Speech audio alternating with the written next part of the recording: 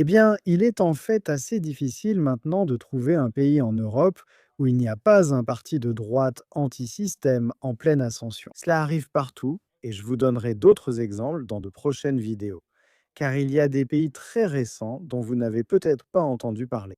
En ce qui concerne le Portugal, vous avez vu le système politique là-bas pratiquement bouleversé par ce parti de Chega.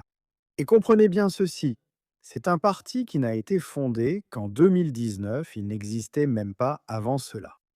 Et en très peu de temps, il est maintenant passé à la tête des sondages nationaux. Donc André Ventura est le chef, et ce parti Chega est monté jusqu'à près de 27%.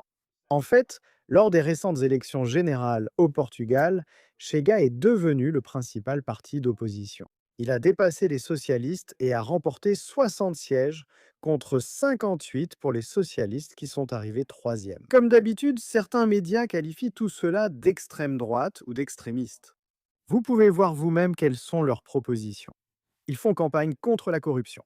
Ils ont demandé la fin de l'immigration sans contrôle et ont réclamé des peines plus sévères pour les criminels, la castration chimique pour les violeurs. Je veux dire, je ne pense pas que quoi que ce soit de tout cela soit particulièrement controversé.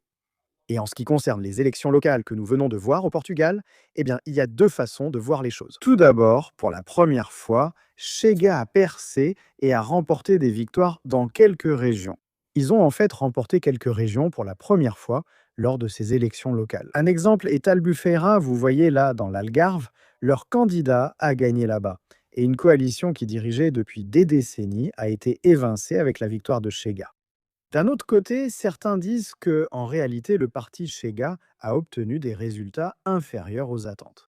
Donc en fait, ils n'ont gagné que dans 3 zones sur des centaines. Et vous avez vu que, dans l'ensemble, les partis établis tiennent toujours bon. Et la part des voix de Chega a effectivement diminué par rapport aux élections parlementaires. L'hypothèse est qu'ils n'ont pas d'autres candidats suffisamment solides à part le leader, mais aussi que Chega pourrait désormais gagner en légitimité au niveau local grâce à ses résultats. Mais quelle que soit votre opinion à ce sujet, c'est juste un autre exemple de la politique en Europe. Le système traditionnel des partis a été complètement brisé et il semble qu'il ne reviendra peut-être jamais à ce système établi. Comme toujours les gars, je continuerai bien sûr à vous apporter toutes les dernières informations à ce sujet et bien plus encore. Alors s'il vous plaît, mettez un petit pouce bleu à cette vidéo, j'apprécierais vraiment. Et bien sûr, comme toujours, merci d'avoir regardé.